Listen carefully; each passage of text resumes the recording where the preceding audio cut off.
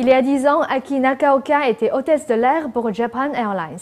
Aujourd'hui, à cause d'une maladie dégénérescente, elle est condamnée à vivre dans une chaise roulante. Mais cela ne l'a pas ralentie. Elle est venue dans les territoires du Nord-Ouest pour participer à des recherches pour rendre le Japon plus accessible aux personnes à mobilité réduite. Il y a 10 ans, Aki Nakaoka était un agent de bord de la Japan Airlines.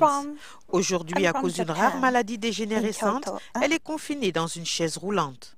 Mais cela ne la ralentit pas le moins du monde.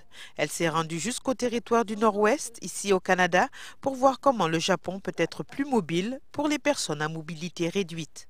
Quand Aki n'est pas sur sa chaise roulante, elle préfère le divan, mais cela ne la refroidit pas. Maintenant, elle ne peut que bouger ses bras. Aki a une myopathie distale, une rare forme de dystrophie musculaire. Mais grâce à sa chaise roulante spécialement conçue depuis son diagnostic, elle a fait le mont Fuji, elle a voyagé en Allemagne et en Finlande et maintenant à Yellowknife dans les territoires du Nord-Ouest. Au Japon, il est très difficile pour les personnes à mobilité réduite d'aller dehors, car il n'y a pas de sport.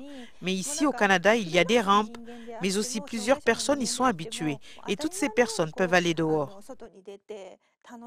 Elle était dans les territoires du Nord-Ouest pour son travail avec la Universal Field International, une organisation non gouvernementale qui travaille avec le Japon pour le rendre plus mobile.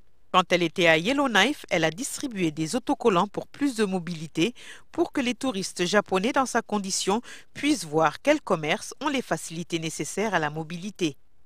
Elle a aussi pris des idées qu'elle veut implanter dans son pays pour que les immeubles et les activités soient plus mobiles. Tout n'est pas parfait, mais la plupart des choses sont faisables. Aki veut montrer aux gens qu'ils peuvent se déplacer jusqu'ici.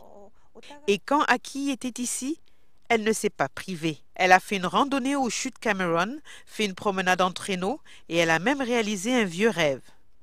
Voir les aurores boréales.